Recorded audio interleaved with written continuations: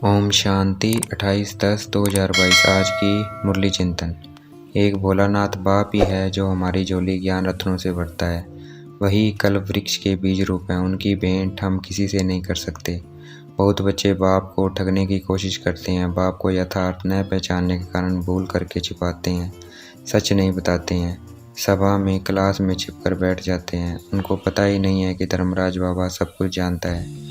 इसलिए हमें सच्चे बाबा को सब कुछ सच सच बताना है। भोलानाथ भंडारी शिव बाबा को कहा जाता है, शंकर को नहीं कहा जाता है। शिव बाबा को ही ज्ञान का सागर कहा जाता है। वही आकर हम बच्चों को आदि मध्य अंत की नॉलेज अथवा ज्ञान सुनाते हैं। शिव बाबा हमारे पारलौकिक पिता है। परलोक न स्वर्ग को न नरक को कहते हैं। परलोक परम धाम को कहते हैं, शांति धाम को कहते हैं।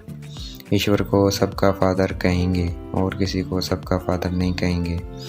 जैसे परमात्मा बाप अशरीरी है, वैसे आत्माएं भी जितना समय परम धाम में रहती है अशरीरी रहती है। यहाँ धरती पर हम शरीर में हैं।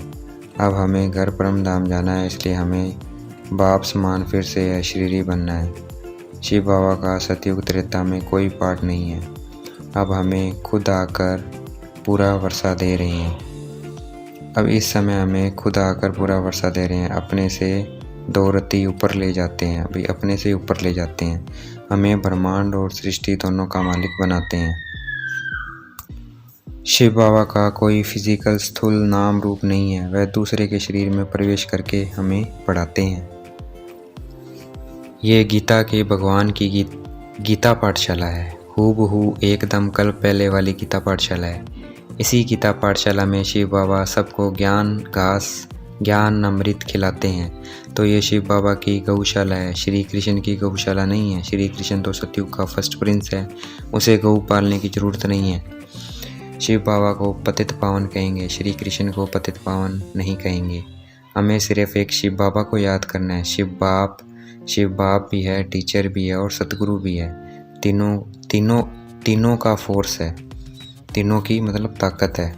शिव बाबा बुद्धि का ताला खोलते हैं, माया बुद्धि का ताला बंद करती है। अगर हम जरा भी विकार में गए तो माया बुद्धि का ताला लॉक कर देती है।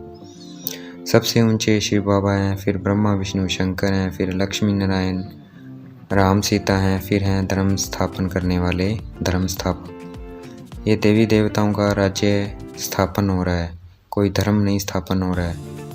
हम सर्विसेबल बनेंगे तो बाबा सब चीज़ों का प्रबंध कर देंगे। हमें किसी भी प्रकार की चिंता नहीं करनी पड़ेगी।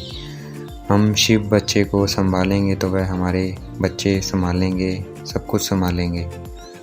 हमें शिव बाबा से कभी नहीं रूठना है।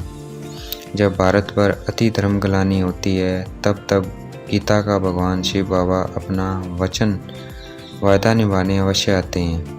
शिव बाबा युगे युगे नहीं आते हैं, क्योंकि सभी युगों में धर्म गलानी नहीं होती है।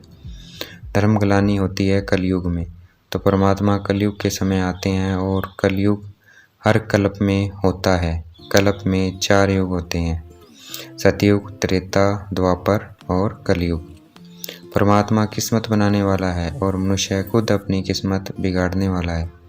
मनुष्य जब परमात्मा द्वारा खुद को जान लेता है और पवित्र बनता है तो वह अपनी बिगड़ी हुई तकदीर को बना लेता है। आज की मुरली का वरदान। संगम युग की हर घड़ी को उत्सव के रूप में मनाने वाले सदा उमंग उत्साह संपन्न भव।